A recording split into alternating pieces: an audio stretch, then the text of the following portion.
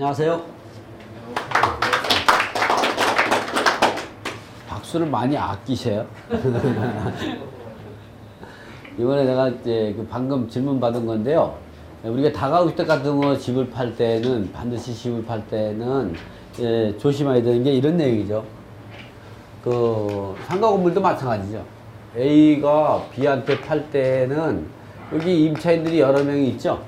네. 매매대금에서 임차보증금을 공제하고 승계시키는 조항이죠, 이게. 근데 이게 병존적 채무인수라고 해요. 아, 그렇게 되지 않나요? 네. 임은 대항력권을 가지고 대항력이 있으면 환산보증금이 초과되다가 범위들은 다 대항력 있잖아요. 이 사람 자동으로 승계되는 거예요. 이 자동 승계가 면책적 채무로 자동으로 승계된다. 이렇게 대법원 판례 표현한 거 있지만 면책적 채무 인수가 아니에요. 병적 채무사 이 사람은 자동으로 승계돼서 경매가 들어가가지고 여기서 우선 변제 받고 미배당금 인수액을 이렇게 청구할 수 있는 거죠. 그래서 집을 팔 때는 면책적 채무 인수를 팔아야 돼요. 이 임차인들 보고 전부 매매 계약서에다가 그런 내용을 쓰죠. 아니면 이제 별도로 양식 하나 만들어가지고 면책적 채무 인수 이렇게 해가지고 면책적 채무 약정서, 면책적 채무 약정서 하면 되겠네요.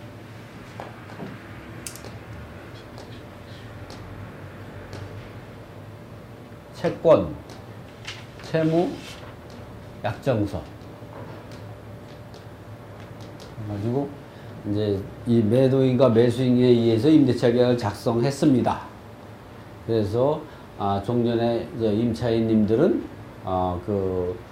종전에 소유자와 계약한 임대인의 지위를 해방시키고 새로운 소유자 홍길동에게 새로운 임대인의 지위를 부여시키고 종전 이제 소유자인 소유자 누구는 임대인의 지위를 이제 해방시키면서 임차권에 대해서 청구하지 않겠습니다. 뭐 이런 식으로 쓰면 기본적 채무 인수죠. 새로운 소유자에게만 종전 임대인의 지위를 해방시키고 새로운 소유자에게 임대인의 지위를 승계하는 것에 대해서 동의합니다. 이게 바로 면책 채무 인수죠. 뭐. 내용이 어떻든 그런 내용이 들어가면 되는 겁니다. 전 소유자에 대해서는 임차권을 청구하지 않고 새로운 소유에게만 청구하겠습니다. 뭐 이렇게 써요. 거기에 동의하겠습니다 하면 다. 대법원 판례는 그렇게 판단하고 있어요. 면책적 채무인수 조항. 이거는 변조적 채무수다. 물론 이 임차권이 자동으로 대항력이 자동으로 승계되지만 여기서 손해가 생겼을 때는 이 사람이 청구할 수 있냐 없냐? 청구할 수 있다고 보는 거죠. 청구하지 못하려면 면책적 채무인수로 넘겨야 된다. 그러려면 면책적 채무 하려면 누구의 채권자 동의가 있어야 되는 거죠. 여러분이 이제 집을 팔 때 은행에 근저당이 있어요. 은행이 동의 안 해줄 수도 있죠. 그거 마찬가지예요. 채권자의 동의가 있어요. 임차인이 채권자죠. 임대인이 채무자예요. 임대인이. A한테 청구하려면 네? 기간이 누구요? A한테 청구하려면 기간이 채권 소멸시효가 채권 소멸시효 기간이니까 전세 기간이 있잖아요. 에? 아니 그건 기간이 아니고요. 그런 사유가 봤을 때 채권 소멸시효가 있겠죠. 소멸시효에 따라서 어떻게 채권을 갖다가 우리가 이제 그럴 때는 빨리 판결문을 받아놓을 필요가 있죠. 판결을 받으면 10년이고 임대차 같은 경우는 이제 그게 이제 제가 임대차 계약에 대한 소멸시효 기간을 3년인지 5년인지는 좀 봐야겠네요. 그것까지 제가 아직 못하는데 그거는 여러분이 인터넷 들어가서 임대차 계약에 대한 소멸시효 한번 쳐보면 나옵니다.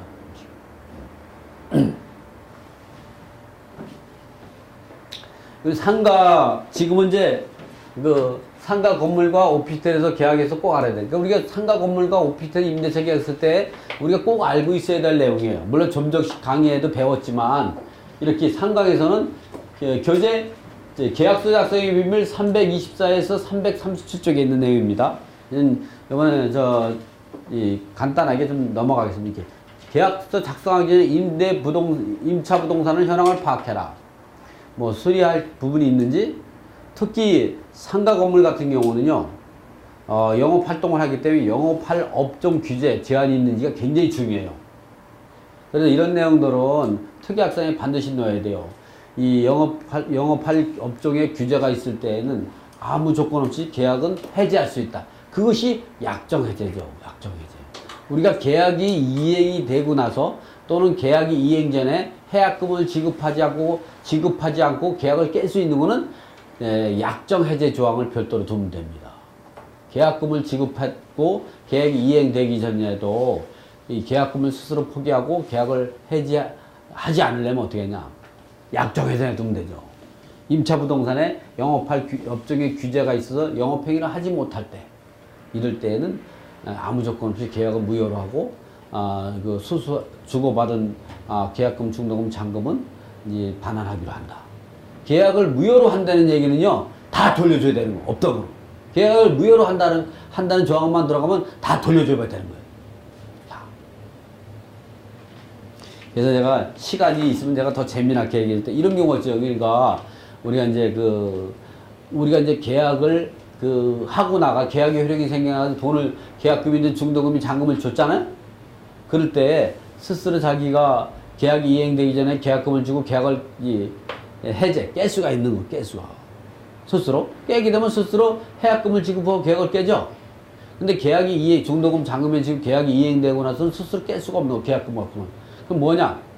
이제 합의 해제, 당사끼리 합의만 하면 되는 거야. 또는 이 특약의 약정 해제 조항이 있습니다. 이런 게 있으면 할 수가 있는 거죠. 또는 법정 해제. 법정 해제는 잘못을 한 사람은 깰 수가 없는 거예요. 잘못을 한 그 상대방은 계약의 이행을 불이행으로 이루어가지고 계약을 깰 수가 있는 거예요. 근데 계약을 그 사람이 깬 순간 계약은 없던 것이 되는 거예요. 계약을 해제해버리면요, 계약이 무효가 돼버리는 거예요. 그러면 돈 받은 돈 다 돌려주고 손해배상 청구를 별도로 해야 돼, 소송을. 그러면 본인이 계약을 법정 해제하고 나서 손해배상 청구 들어갈 때는 그 손해배상은 거의 인정이 안 되죠. 그리고 아까 같은 경우 잘못한 사람이 손해배상을 할 때는 계약금 상당히 해당하는 거는 본인이 계약을 깰 때, 상담에 깰 때는, 그래서 여러분이 이제 내가 내 잘못을 했어. 중도금에 잔금 치를 사항이 못 돼. 그럴 때는 어떻게 슬슬 임대인이나 집을 매도인을 살살 약 올려가지고 당신이 언제까지 돈 안 주면 계약 없다고 할 거야. 이제 그때까지 그런 녹취 하나 딱 떠가지고 이제 그때 딱 되고 그러면 계약이 없다고 하는 거예요. 그러면 좀 한 일주일이라도 한 달 딱 지나고 나가지고 그걸 첨부해가지고 계약을 무효로 인해서 그동안 지급된 것을 부당이득으로 보고 부당이득 반환 청구성을 해가지고 돌려받는 거죠.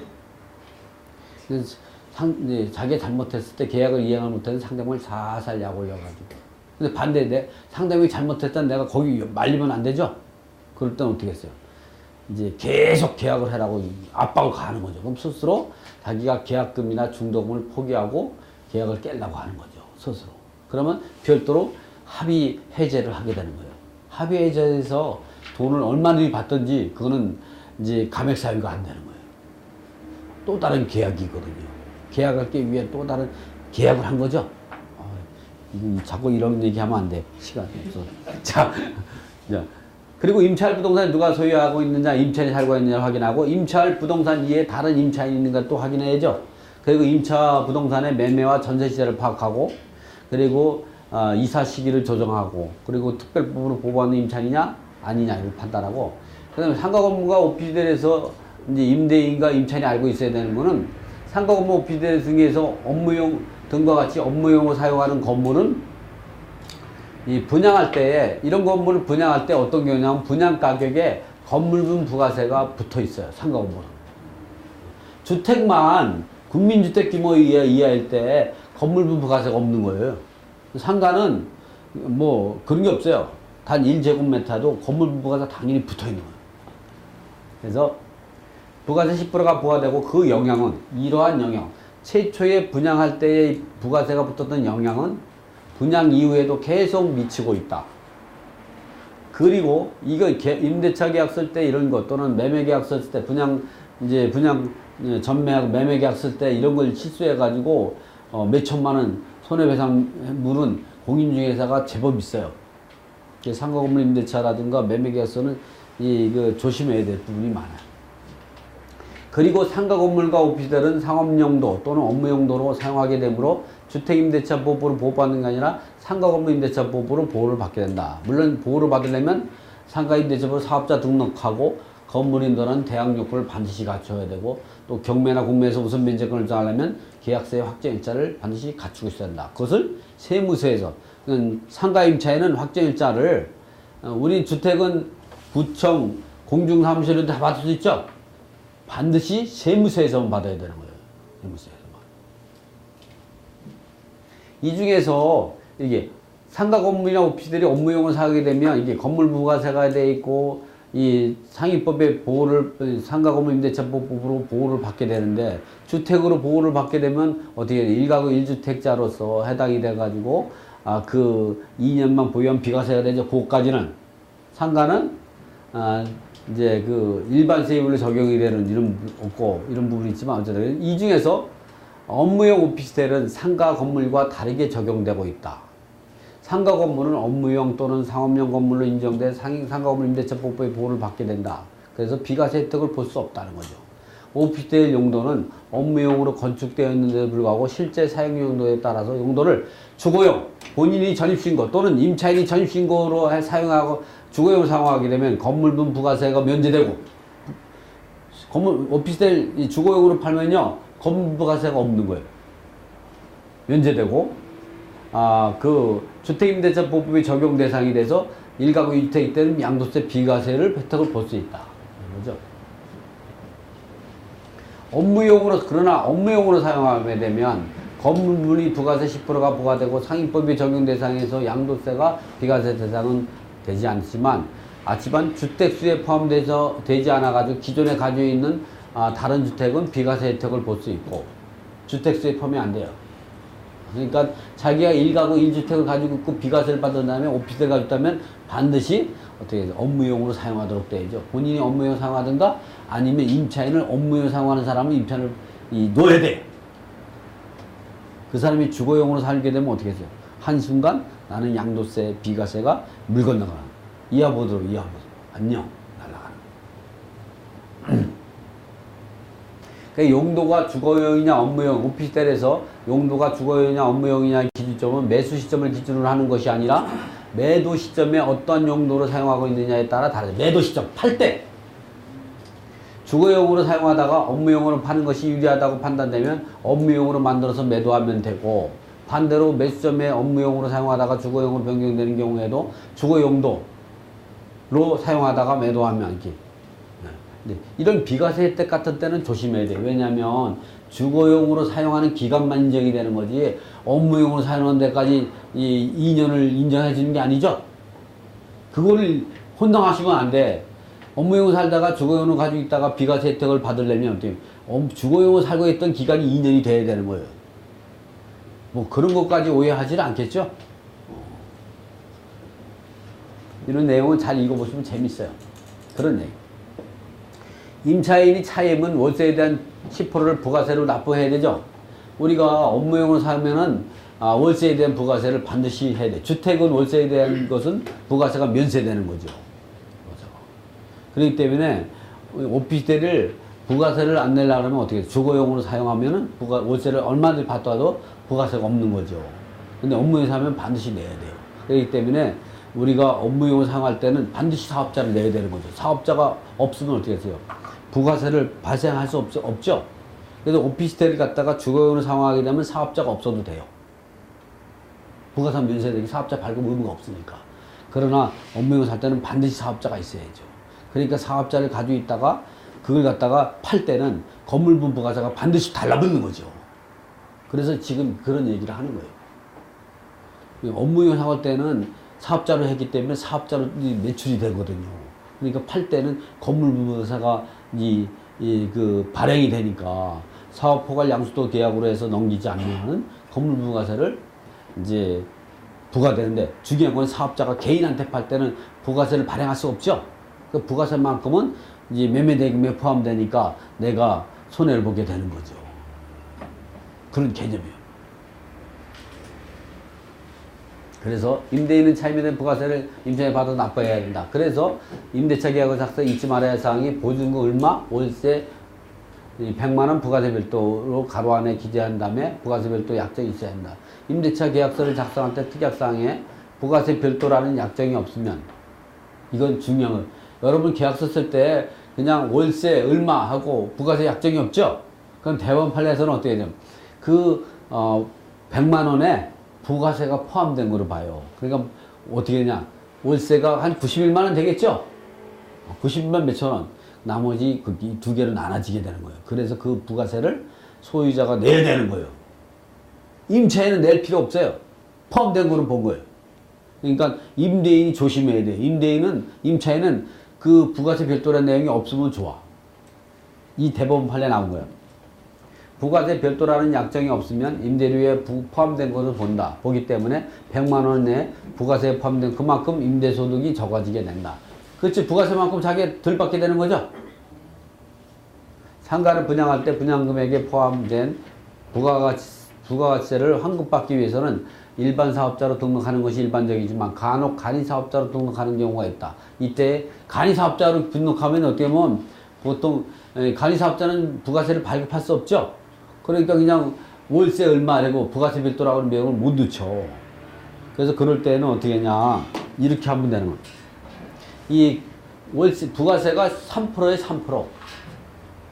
그래서 이제 간이 사업자 같은 경우는 이렇게 월세 103만 원. 이 간이 사업자로 부가세 포함 3만 원이니까. 그래서 우리가 이제 보면 부가세 같은 경우는 이제 임대인이 부가세를 부담하는 건 두 가지예요. 간주 임대료하고 월세에 대한 부가세가 있어요. 근데 일반 사업자는 그 10%, 간이 사업자는 3%거든요. 그러니까 이 두 개 되는데, 간주 임대료라는 거는 보증금에 대해서도 그 한국 기준금리로 계산해 가지고 거기에 대한 이제 부가세 10%를 내요. 뭐 해봐야 뭐 한 7,500, 8,000원, 뭐 15,000원 이거밖에 안 돼.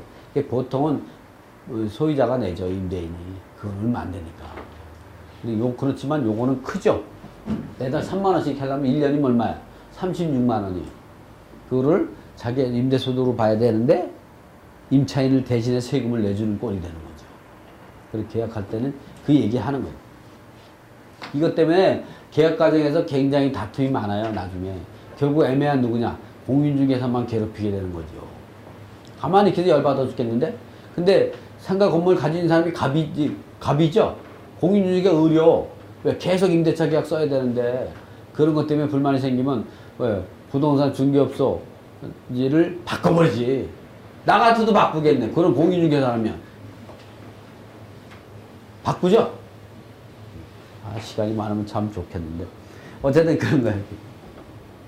이러한 간이사업자는 자칫 임대인이 부담해야 할 부가세를 임차인이 부담할 것을 갖다가 임대인이 부담하는 경우가 생긴다. 그래서 간이사업자는 업종 부가율이 100분의 30이니까 따라서 간이사업자 보증금은 1,000만 원에 대한 월세가 100만 원이라고 하면 간주 임대료는 임대 보증금 1,000만 원에 대한 이자 상당의 임대를 간주하는 것으로서 간주 임대료는 1,000만 원에 365일 곱하기 2.5 정기예금 이자율이에요. 이거는 정기예금 이자는 계속 변동이 되죠. 25만 원. 이 정기예금 이자율은 검색하면 금방 나와요.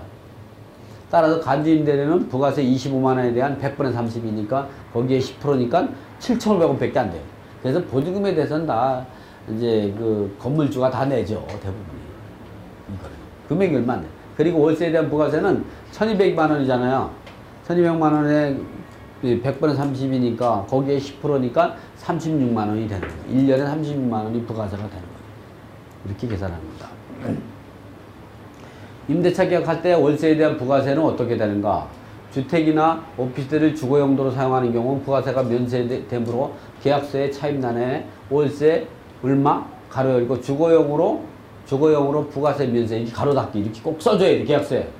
주거용으로 기재하면 된다. 그래서 주택이나 오피스텔은 주거용으로 사용할 때에는 월세에 대한 부가세가 없기 때문에 개인과 사업자 모두가 한다는 게. 개인도 사업자 안 내고 할 수 있는 거예요. 다가구 주택에서 왜 사업자를 안 내도 불법이 아니냐? 왜? 부가세를 끊을 필요가 없는 거죠. 그러나 예를 들어 상가 건물이나 오피스텔 업무용으로 산다고 하면 부가세가 있게 되는 거죠. 재밌죠? 우리가 알아야 된다는 얘기 알아서. 나는 계약서 작성의 비밀 쓰기 전에도 이 계약에 관한 것은 달인으로 생각해가지고 나 이 별명이 변호사였어. 계약서 이 공부를 많이 했다고 생각해.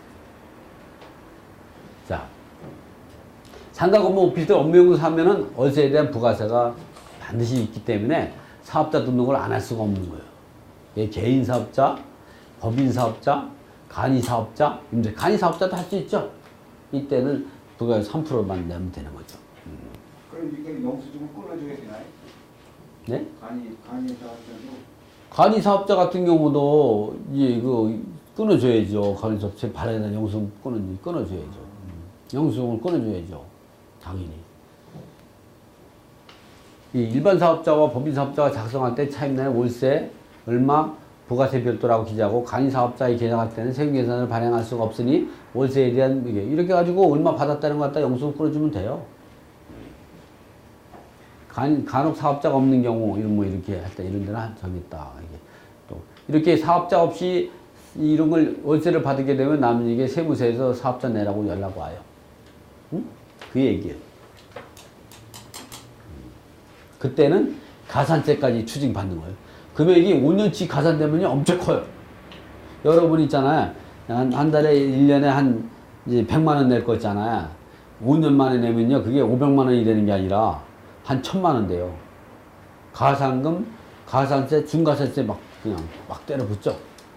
그리고 죄인이 되는 거예요. 불법한 거예요. 불법. 부가세를 끊어야 되는데 안 끊은 거잖아. 형사처벌까지는 안 받지. 과태료 맞는 세금. 계약 체결 시 알고 있을 때면 반드시 등기부등본과 건축물 대장을 열람해가지고 소유자가 일치하는가를 봐라. 예, 또 건축물 대장과 토지 대장을 봐가지고 이행강제비 부과되는 불법 건축물 등이 있는가를 확인하라. 예, 건축물 대장과 등기부 등을 확인해서 공부상 소유자와 일치하는가, 또 대장과 등본상의 표시가 잘못된 것이 있는가를 확인해야 한다. 소유자가 다르다면 등기부가 우선하지만 이 등기부의 표지부에 있는 내용과 건축물 대장의 표시 내용이 다를 때는 건축물 대장이 우선한다. 어쨌든 다르다면 계약서에 부동산 표시에 건축물 대장 기준으로 작성해야 하고 임차인 역시 건축물 대장을 기준으로 해야 작성을 해야 된다. 우리가 여기 조심할 때는 이 임차인이 건축물 대장에 있는 표시대로 대항 요건을 갖추면 되는데 요즘에 보면 이 101호에 현황은 101호인데 건축물 대장에상에는 102호로 되어 가지고 뒤바뀌기 많죠. 그건 왜냐면 그래서 건축물 대장만 띄워보면 안 되고 건물 현황도도 띄워봐요. 건물 현황도 되면 이 구분 호수가 돼 있어요. 근데 이게 그 현관이 북쪽에 있을 때 이런 현상이 발생해요. 왜냐면 건물 현황도는 남쪽에서 보도록 되어 있죠. 근데 남쪽에서 봐야 될 걸 북쪽으로 가져가. 그러니까 이게 남쪽에 놓고 보면 정반대의 호수가 되는데 가져오면 이게 똑같은 호수가 되죠. 그래서 현황을 거꾸로 붙이게 되는 거죠. 그래서 우리가 여러분이 건물을 볼 때 건물의 현관이 북쪽에 있을 때는 이 건물 현황도를 떼가지고 건물 현황도를 남쪽에 놓고 도면은 남쪽에 놓고 내가 몸으로 북쪽으로 가야 되는 거지. 그래서 구분 호수가 일치되는 걸 꼭 확인해 봐야 돼요. 이게 우리나라에 5만 몇 세대가 있대잖아, 전국에. 집이 실제 등기부상 구분 호수와 이 실제 현황과 다른 구분 호수가.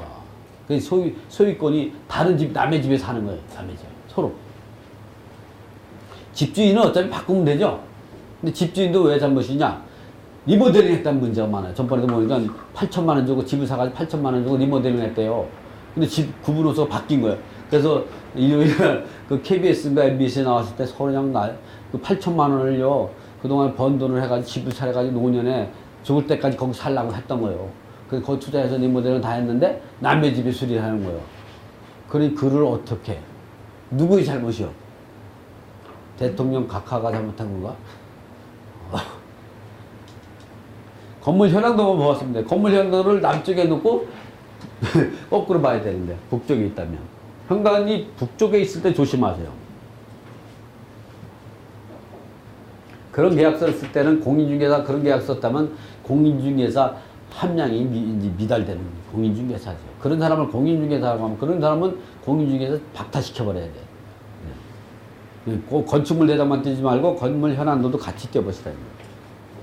임차인이 부동산에 임차인보다 선순위 임차인이 있는지를 봐라. 왜냐면 부동산에 상가 건물 같은 데는 여러 사람이 살잖아요.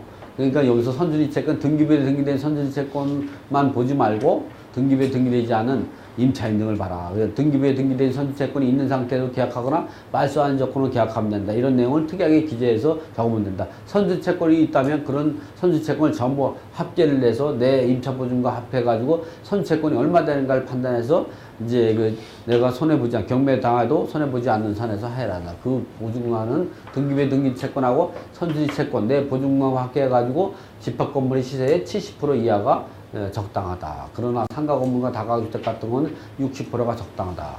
이 내용을 보시면 돼요.